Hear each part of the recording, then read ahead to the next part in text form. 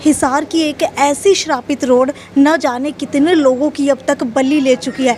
उस रोड के आसपास अगर कोई बैठता है तो वो बीमार हो जाता है, उस रोड के ऊपर से कोई गुजरता है तो वो चोटिल हो जाता है। न जाने किस तरीके की रोड वो हिसार शहर के अंदर है। हालांकि विधायक मेयर भी उस रोड का कुछ नहीं कर पा रहे हैं।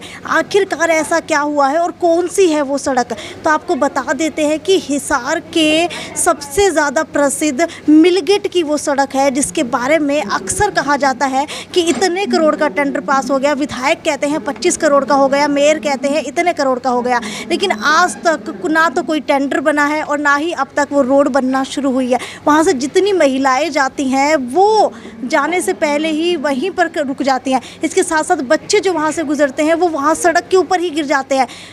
क्या है उस सड़क के अंदर ऐसा और क्यों जो है इतनी ज़्यादा परेशानी लोगों को हो रही है, इसी बात को लेकर के एक धरना काफ़ी समय से वहाँ पर चल रहा है, जिसके ऊपर आप लोग देख सकते हैं कि एक राजनेता जिसकी हालत खुद ऐसी हो गई है वो भी आज यहाँ पर हिसार के सिविल अस्पताल के अंदर बेड के ऊपर पहुँच गए हैं, जहाँ पर उनको लगातार ड्रिप लग रही है क्योंकि हालत इतनी ज़्यादा बेहद ख़राब हो चुकी है। हालाँकि होता ये है कि रोड की मांग को लेकर के लगातार जो घोषणा की जा रही थी कि मिलगेट का टेंडर पास हो गया है लेकिन बननी अभी तक शुरू नहीं हुई है, उसी को लेकर के जितेंद्र शोरान धरने के ऊपर बैठे थे, लेकिन सरकार का कोई भी नुमाइंदा नहीं आया, ना ही किसी को फ़र्क पड़ा। अनशन शुरू किया, 1 दिन से लेकर के 7 दिन हुए और 7वें दिन जाकर के हालत इतनी ज़्यादा ख़राब हो गई कि सिविल अस्पताल के अंदर भर्ती कराना पड़ा। क्या है पूरी बात वो इनसे जानते हैं। जितेंद्र जी, मुझे ये बताइए, 8वां दिन आज हो चुका है, आपने कुछ भी नहीं खाया है, तो क्या लगता है कि सरकार जो है शायद आपसे मिलने के लिए नहीं आएगी या फिर आपसे उनको कोई फ़र्क ही नहीं पड़ रहा? नहीं, देखिए, फ़र्क की बात तो ये है कि जो हमारे उप मुख्यमंत्री हैं और शहर के हमारे जो नगर निकाय मंत्री हैं वो तो चाहते हैं कि जितेंद्र शोरान ने जितना हमें परेशान किया हुआ है वो कल का मरता आज मरे और आज का मरता अभी मरे। लेकिन मैं आपके चैनल के माध्यम से उनको चेता देना चाहता हूँ कि जितेंद्र शोरान के साथ हिसार शहर की पूरी जनता है, इस चीज़ को भूल जाएं। कितने दिन तक रोड का निर्माण नहीं करेंगे? जितेंद्र शोरान आज हॉस्पिटल है, आज अगर डॉक्टर डिस्चार्ज करते तो आज जाते ही आप अनशन पे बैठेगा, कल डिस्चार्ज करते हैं तो कल जाते ही बैठेगा, और जब तक वहाँ नहीं पहुँचेगा तब तक उसके साथी वहाँ कर्मी अनशन पर बैठे हुए हैं। और रोड तो इनको बनाना ही पड़ेगा। कितने दिन तक निकाले? जब तक 7 साल निकाल दिए इन्होंने, अब कितने दिन और निकालेंगे?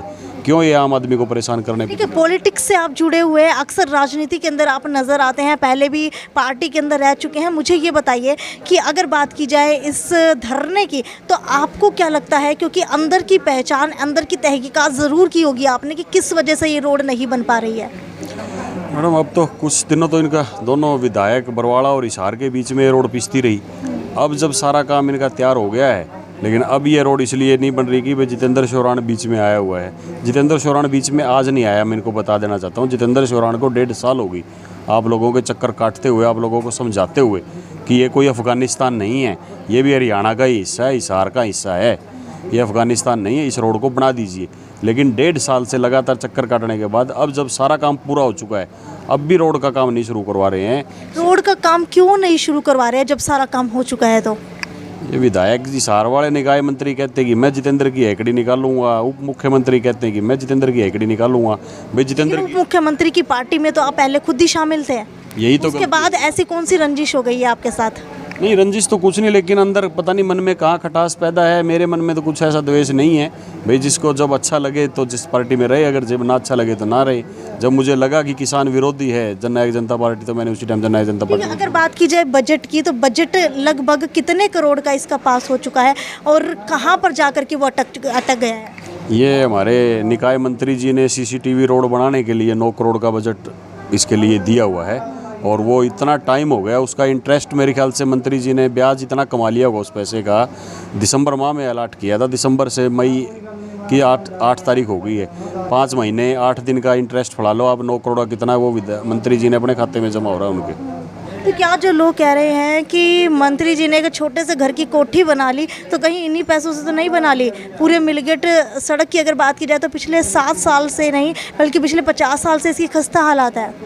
पैसे तो यूँ जी, पैसे तो नहीं लगाए उन्होंने, पैसे तो उनके हलक में हाथ डाल के निकाल लाएंगे जो बजट उन्होंने मंजूर किया है, लेकिन उसका ब्याज जरूर खा के 5 महीनों का, और अब पता नहीं और कितने दिन तक उसका ब्याज। आपने एक बात कही कि मिलगेट सड़क जो है 2 विधायकों के बीच के अंदर फंस करके रह गई है, एक बरवाला के जोगीराम सिहाग और एक हिसार के कमल गुप्ता। तो क्या मिलगेट रोड बॉर्डर बन करके रह गया है, अब उसके ऊपर कोई कार्रवाई नहीं हो पाएगी?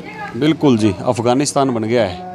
और मैं तो आपको भी कहूँगा कि आप जब भी इस रोड के लिए कोई बात उठाएं अपने चैनल के माध्यम से, जहाँ भी जाएं, उनको मिलगेट रोड का नाम ही मत लेना उनके आगे। उनको बोलना कि जो अफगानिस्तान की रोड है क्यों नहीं बन रही।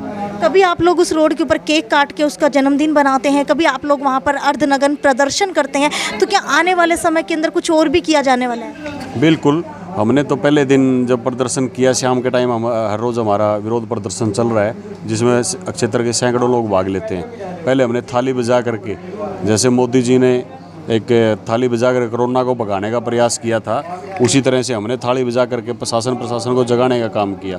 उससे भी वो लोग नहीं जागे।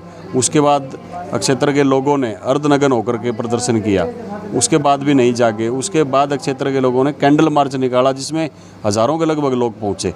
और आज शिवशंकर का दिन है, तो आज डमरू बजा करके इनको जगाने का प्रयास करेंगे। और आने वाले हर दिन कुछ ना कुछ एक्टिविटी हर रोज़ शाम को करके इनको जगाने का काम करेंगे, ताकि ये लोग जागें और इधर अफ़गानिस्तान में भी ध्यान दें, क्योंकि ये अफ़गानिस्तान हिसार का हिस्सा है, हरियाणा का हिस्सा है, और वहाँ से भी इन लोगों ने वोट लिए हुए हैं। ठीक है, मिलगेट क्षेत्र की अगर बात की जाए तो 2 अलग अलग धरने चल रहे हैं। एक धरना जो है वो अलग चल रहा है, एक धरना जो है आपका अलग चल रहा है। तो क्या लग रहा है कि दोनों के बीच के अंदर कंपटीशन चल रहा है, या फिर आप दोनों एक ही मांग को लेकर के बैठे हैं धरने पर? नहीं, कोई कंपटीशन नहीं है जी। वो भी हमारे बड़े भाई हैं। उन्होंने धरना हमसे 2 दिन पहले स्टार्ट किया था, और मैंने अल्टीमेटम उनसे 15 दिन पहले दिया हुआ था। तो जैसे उनका 2-3 घंटे का धरना होता है और मेरा आमरण अनशन है, तो थोड़ा सेफ्टी इश्यू आ रहा था उनकी जगह पे। उन्होंने कहा भी था कि आप यहाँ बैठें, वो बिल्कुल रोड के ऊपर, और वहाँ सीवरेज की भी थोड़ी प्रॉब्लम है। तो रात को कोई भी व्हीकल आता, कोई हाथ ना बैग जाए, इस वजह से थोड़ा डर के कारण भाई कोई व्हीकल से रात को कोई एक्सीडेंट ना हो जाए, तो हमने थोड़ा साइड में जिंदल पार्क के गेट के बाहर लगाया हुआ है। चलिए, आखिर में सभी को बता दीजिए आखिरकार आपकी हालत कैसी है, क्योंकि हर कोई जानना चाह रहा है कि जितेंद्र शोरान जो उनकी मांग को लेकर के धरने के ऊपर बैठे हुए थे, आमरण अनशन के ऊपर बैठे हुए थे, जो आज के समय के अंदर इतनी गर्मी के अंदर बैठना मुश्किल ही नहीं बल्कि नामुमकिन है, जहाँ पर आप लिक्विड के बिना 1 घंटा नहीं गुजार सकते। आप अपने घर के अंदर 1 घंटा बिना पानी पिए रहिए, आपका हलक सूख जाएगा। तो वो जानने की कोशिश करते हैं, मुझे बताइए हालत कैसी है? कल से काफ़ी सुधार है साक्षी जी। कल मेरा लीवर पे स्वेलिंग हुई थी, यूरिन में इन्फेक्शन था, और बीपी भी बढ़ा हुआ था, और पल्स रेट कम हुआ था। तो आज पल्स रेट भी ठीक है और बीपी भी ठीक है। बस लीवर की सोजिश और यूरिन इन्फेक्शन में थोड़ी सी प्रॉब्लम रहती है, वो भी ठीक हो जाएगी बहुत जल्द। जैसे ही आपकी तबीयत खराब हुई, वैसे ही वहाँ पर धरने के ऊपर जितनी भी महिलाएं बैठी थी, उनकी आंखों से आंसू छलक रहे थे। तो क्या एक दर्द जो उन महिलाओं को हो रहा है, क्या वो प्रशासन को नहीं हो रहा? देखिए, वहाँ पे उस टाइम जितनी महिलाएं थी, जब प्रदर्शन हमारा चल रहा था, तो छोटे छोटे बच्चे भी आए हुए थे।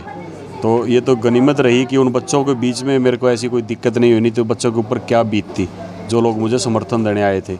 और महिलाएं भी काफ़ी करके वहाँ से चली गई थी। उस टाइम 2-3 महिलाएं मौजूद थी, और जिनमें एक मेरी धर्मपत्नी भी थी। जो उनके आंसू निकले हैं, उनका आंसुओं का हिसाब मंत्री जी और उप मुख्यमंत्री जी आपसे लेकर के रहूँगा, याद रखना इस बात को। ठीक है, ज़्यादा अभी जो है जितेंद्र शोरान बोल पाने में असमर्थ है, जिसकी वजह से सिर्फ इतना ही इंटरव्यू जो है इस वक्त हम उनका ले सकते हैं। खैर, वीडियो को ज़्यादा से ज़्यादा शेयर करते रहिए। और आपको क्या लगता है कि जो ये मिलगेट की सड़क है, वो आखिरकार कितने लोगों को लेकर डूबेगी, और इसका जिम्मेदार कौन होगा, और आखिर के अंदर इसका जवाब आखिरकार किसको देना पड़ेगा? क्या मंत्री इसका जवाब देंगे, क्या कमल गुप्ता इसका जवाब देंगे, क्या जोगीराम सिहाग इसका जवाब देंगे, या फिर दुष्यंत चौटाला इसका जवाब देंगे, या फिर खुद मुख्यमंत्री मनोहर लाल खट्टर इतने लोगों के जाने के बाद उनकी मौत के जिम्मेदार ठहराए जाएंगे? वीडियो को ज़्यादा से ज़्यादा शेयर करते रहिए। ये थी साक्षी सोनी की रिपोर्ट। आगे भी आपको जाकर के मिलगेट रोड की हालत दिखाते रहेंगे, किस तरीके की खस्ता हालत वहाँ की हो चुकी है। वीडियो को शेयर करना ना भूलें, और आपकी क्या राय है वो भी नीचे कमेंट सेक्शन के अंदर लिखकर ज़रूर बताइए। नमस्कार।